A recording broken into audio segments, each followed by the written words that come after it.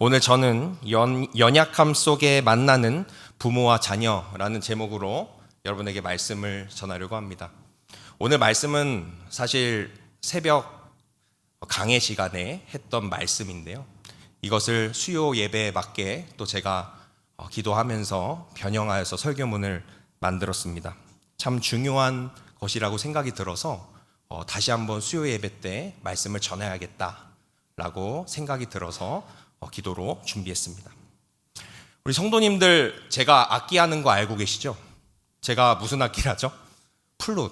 네, 플룻. 여기 플루티스트 분 집사님도 계신데, 플룻을 불어요. 제가 초등학교 4학년 때부터 배우기 시작해서 레슨을 제대로 한 건 2년 정도 했습니다. 좋은 기회가 되어서 굉장히 저렴하게 플룻을 배웠습니다. 그러다가 그 선생님이 무슨 개인적인 사정으로 저를 가르칠 수 없게 되었어요. 그래서 그때부터 마침 또 그 시즌에 저희 큰 누나가 의대를 가는 바람에 그때 당시에 저희 아버지가 그냥 고등학교 수학 선생님이셨거든요. 그러니까 그 수입으로 의대 등록금이 비싸잖아요. 그러다 보니까 또 제가 악기를 더 하기도 어려웠고 선생님도 마침 떠나셨고 그래서 그때부터 레슨을 못 하게 됐습니다. 근데 사실 제가 플룻을 잘했어요. 왜 그러냐면 6학년 때 서울에 콩쿠르를 나가서 초등부에서 1등을 했어요. 박수 쳐주실 거예요? 뭐 자랑하려고 한 말은 아니지만 왜 이 말씀을 드리냐면 제가 플룻을 굉장히 좋아해서 배울 때부터 끝날 때까지 하루에 2시간 이상은 꼭 불었어요. 그리고 그때 당시에 용돈이 좀 생기면 카세트 테이프, 제임스 골웨이라는 플루티스트의 카세트 테이프를 수집을 했어요. 항상 그거 들으면서 자고. 그렇게 좋아하니까 전공한다는 애들이 저한테 안 됐습니다. 좋아서 하니까 저보다 전공한다는 애들이 못 불더라고요. 실력이 저한테 안 돼요. 그래서 제가 대회에 나가서 입상도 했단 말이죠. 그렇게 좋아하다가 결국에는 취미로 계속 했습니다. 레슨은 더 이상 할 수 없으니까. 지금 생각하면 참 다행이었죠. 만약 전공을 했으면 더 힘들었을 것 같습니다. 그런데 그러던 중에 제가 군악대 시험을 봐서 또 통과를 해서 군악대에서 또 군생활을 하고 전역을 했습니다. 그리고서 그때 당시 출석했던 서울에 있는 교회에 한 집사님을 알게 됐는데 그 집사님이 플루티스트예요. 서울대 음대를 나오고 그리고 외국에서 공부도 하시고 연주로 박사학위도 따시고 이러한 분이 있었습니다. 이분이 저의 상황을 듣고서 저를 무료로 가르쳐 주겠다 그러셔가지고 그분에게 또 배울 수 있는 기회가 생겨서 한 6개월 정도 배우게 되었습니다. 그런데 그분에게 배우면서 참 행복했는데 참 이상한 걸 발견했어요. 뭐냐면 보통 악기 레슨을 하면 선생님이 시범을 보여주거든요. 근데 그분은 시범을 안 보여주는 거예요. 연주를 들어보고 싶은데 한 번도 옆에서 하지 않아요. 그래서 제가 속으로 생각했죠. 돈을 안 내서 그러나 돈을 안 내니까 그러나 그랬는데 그게 아니었습니다. 그분한테 입시생들도 배웠거든요. 근데 다른 사람 레슨한 것도 제가 이렇게 기다리다 봤는데 시범을 안 보이는 거예요. 이상하다 생각했는데 나중에 그 이유를 알았습니다. 그분이 제가 플룻을 너무 좋아하는 걸 보면서 신기해하면서 말씀하셨습니다. 나는 사실 엄마가 자꾸 강압적으로 떠밀어가지고 본인의 꿈을 못 이룬 것을 나를 통해 이루려고 했는지 떠밀어가지고 플룻을 계속하고 그래서 서울대도 가고 또 나중에 유학도 가게 되고 그래서 울며 겨자 먹기로 했다는 거예요. 그래서 나중에는 어느 궤도에 딱 오른 다음에 플룻을 입에 대지도 않았답니다. 그렇게 저한테 이야기를 하는 거예요. 저는 그 이야기 들으면서 참 불쌍해 보이더라고요. 그분의 학벌도 그분의 어떤 스펙이 사실은 의미가 있는가? 강압적으로 떠밀려서 했는데 의미가 있는가? 그런 생각이 들었습니다. 그때 제가 이런 생각이 들었어요. 그 집사님의 어머니가 이런 얘기 많이 했대요. 다 너 잘 되라고 그러는 거야. 다 잘 되라고 그러는 거야. 여기 혹시 계신 성도님들 중에는 부모님이 떠밀어서 하기 싫은데 억지로 무언가를 하신 분도 계실 줄로 압니다. 근데 가만히 들여다보면 정말 그것이 자녀를 위한 것이었을까요? 아니면 내 뜻과 기대를 강요한 것은 아니었을까요? 그리고 또 한 가지 사연이 있습니다. 제가 청년부를 사역할 때 일인데요. 한 청년이 진로 문제 때문에 저를 찾아왔어요. 그래서 같이 이야기하던 중에 이 친구가 이야기를 하는데 참 놀라웠습니다. 부모님에 대해 원망이 있는 거예요. 근데 이 친구는 경제적으로도 괜찮아요, 제가 알기로. 그리고 부모님도 훌륭해요. 그런데 부모님한테 원망이 있어요. 그래서 들어보니까 뭐라고 하냐면, 저희 부모님은요, 사업하느라 바빠서인지 저에게 한 번도 제가 어떻게 지내고 있는지, 또 제가 무슨 계획을 갖고 있는지 물어본 적이 없어요. 제가 어떻게 하면 좋겠냐고 물어봤을 때 길을 제시해 준 적도 없어요. 그냥 돈만 항상 뒷바라지만 해주지 그런 거를 저는 한 일이 없어요. 그래서 저는 부모님께 잔소리 듣는 그런 친구 보면 부러워요. 이렇게 이야기를 하는 겁니다. 참 놀라운 일이었습니다. 다 문제가 없어 보였는데 또 그런 원망도 하더라고요. 우리가 무심코 바쁘다, 힘들다는 이유로 자녀에게 무관심할 때 자녀는 사랑을 받지 못한다고 느낍니다. 심리학적으로도 사랑받지 못한 부모는요, 그런데 자녀를 또 사랑할 줄도 모른대요. 어떻게 보면 이게 또 악순환일 수 있어요. 그렇죠? 내 부모가 나한테 사랑을 못 줬다. 그 부모도 어쩌면 그 위에 부모한테 사랑을 못 받았는지도 모른다는 것이죠. 그러나 어찌되었든 그 사정이 어찌되었든 자녀에게 관심을 못 주고 방치를 하면 자녀가 상처를 받는다는 것이죠. 마찬가지로 오늘 우리는 성경 속에서 이 두 가지 유형의 아버지를 만나게 됩니다. 바로 사울과 엘리입니다. 이 두 사람은요, 모두 부족한 부모였지만 그 양상은 서로 달랐어요. 오늘 본문을 보면요, 다윗은 사울의 분노를 피하기 위해서 요나단과 거짓말을 꾸밉니다. 뭐냐면 초하루 잔치에 참석을 안 하는데요, 자신의 목숨을 구제하기 위해서 거짓을 꾸미는데, 요나단이 다윗이 베들레헴에서 가족 행사가 있어서 못 왔다라고 그렇게 말을 해줍니다. 이 다윗을 두둔한 거예요. 이 아버지 사울 앞에서 다윗을 변호를 해준 겁니다. 근데요, 그 모습을 본 아버지 사울이 분노를 하기 시작하는데 오늘 본문 31절에서 이렇게 이야기합니다. 오늘 본문 31절 말씀 함께 읽어보겠습니다. 시작.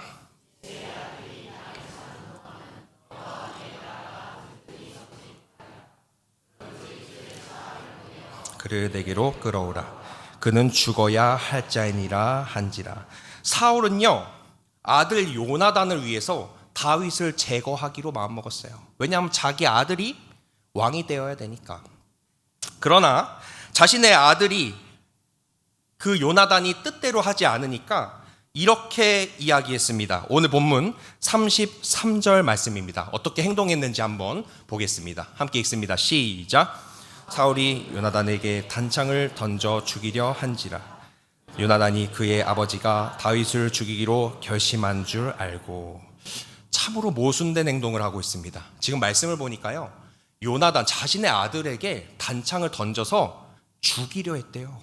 죽이려고. 아들을 죽이려고 그랬어요. 참 모순되죠. 왜냐하면 자신의 아들을 위해서 다윗을 죽이려고 그랬는데 말을 안 들으니까 이제 누굴 죽이려고 그래요? 아들을 죽이려고 그래요. 지금 그러한 모습을 보여주고 있습니다. 성경은 이렇게 내 뜻과 욕심을 내려놓지 못할 때 부모는 사랑하는 자녀를 죽이는 행동을 할 수 있다는 것을 보여주고 있습니다. 그리고 오늘 본문은 아니지만요, 사무엘상 2절에 보면 엘리 제사장의 아들 홈니와 비느하스의 이야기가 나옵니다. 엘리의 이 두 아들은요, 제사장으로 부름을 받았지만 하나님을 경외하지 않았어요. 성전에서 음행을 저지르고 남의 것을 강제로 착취하고 하나님께서 싫어하시는 죄된 행동을 하고 있었습니다. 그런데요, 문제는 아버지 엘리의 태도였습니다. 그의 아들들의 죄를 알고도 적극적으로 막지 않았어요. 그냥 말은 했어요. 오늘 말씀을 보니까요, 사무엘상 2장 24절에서 이렇게 강하지 않게 권면을 하는 모습까지는 보여주고 있습니다. 우리 함께 읽어보겠습니다. 2장 24절 말씀입니다. 시작. 그리하지 말라. 내게 들리는 소문이 좋지 아니하니라. 너희가 여호와의 백성으로 범죄하게 하는도다. 이렇게 말을 했지만 거기까지. 더 이상 금하도록 하지는 않았어요. 아들들의 이 만행을 멈추도록 조치하지 않았어요. 말만 할 뿐 계속해서 이 두 아들을 방치하고 있습니다. 결국 성경을 보니까 마지막에 결국에 하나님께서 그 죄를 책망합니다. 그 집안의 심판을 선언하십니다. 엘리는 이 자녀의 잘못을 알면서도 더 이상 알려 하지도 않았고, 또 성경을 보니까 하나님을 사랑하지 않아서 이 일을 행했다고 이야기하고 있어요. 성경은 자녀에게 바른 도리를 가르치지 않는 것을 방치라고 이야기하고 그것을 죄라고 명하고 있습니다. 사랑하는 성도 여러분, 이것이 바로 부족한 부모의 또 다른 모습입니다.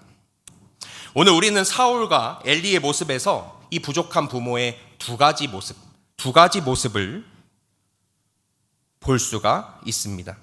하나는 자기 기준과 욕심 때문에 자녀를 해하는 모습, 다른 하나는 자녀를 방치하는 모습입니다. 사랑하는 우리 부모 되신 우리 성도님들, 혹시 우리도 이 두 가지 모습 가운데 있지는 않았습니까?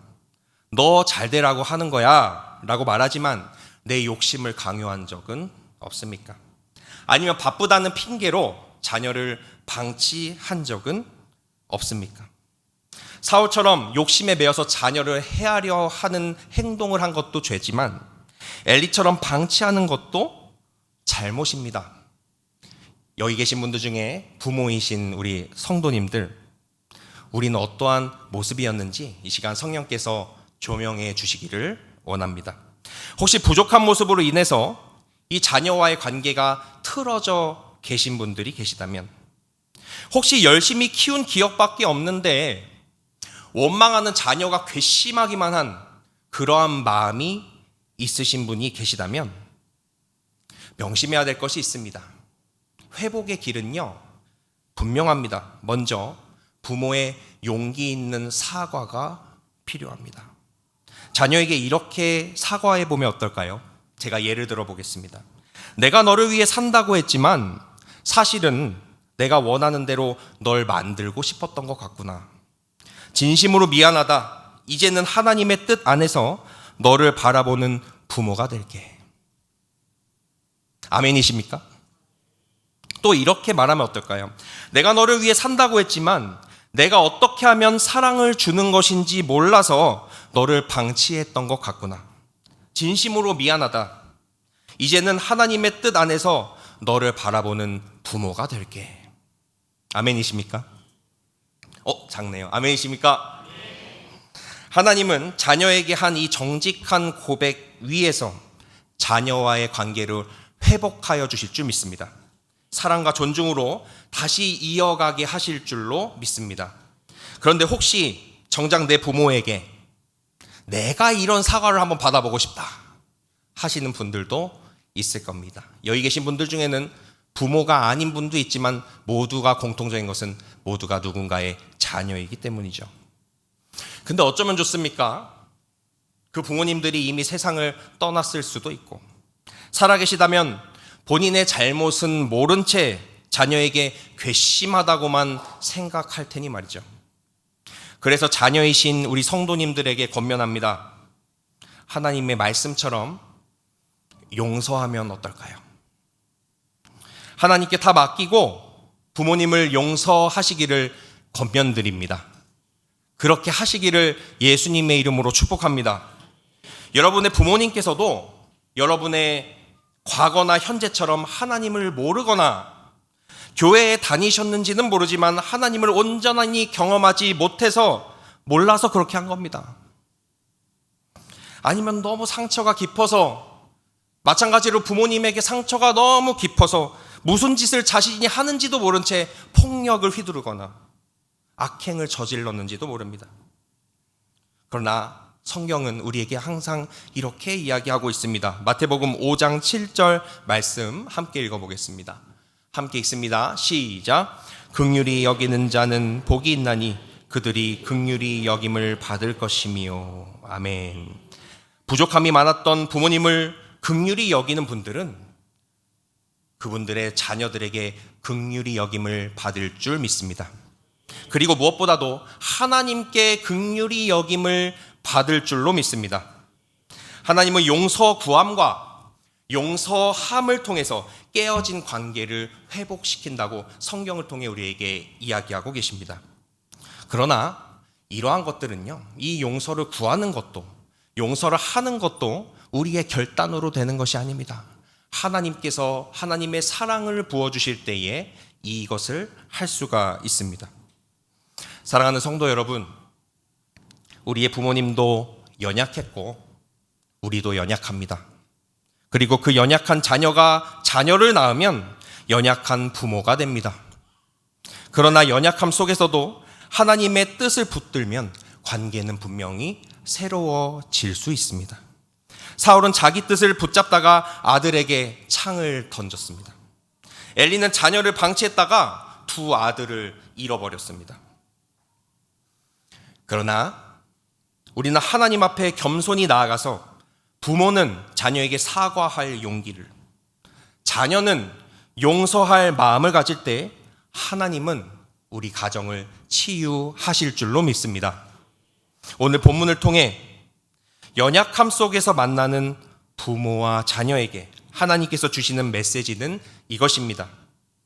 사울과 엘리의 길이 아니라 하나님의 뜻을 붙들고 서로를 긍휼히 여기는 부모와 자녀가 되어라. 이 말씀을 새기며 가정마다 하나님의 은혜와 회복이 있으시기를 주님의 이름으로 축원합니다.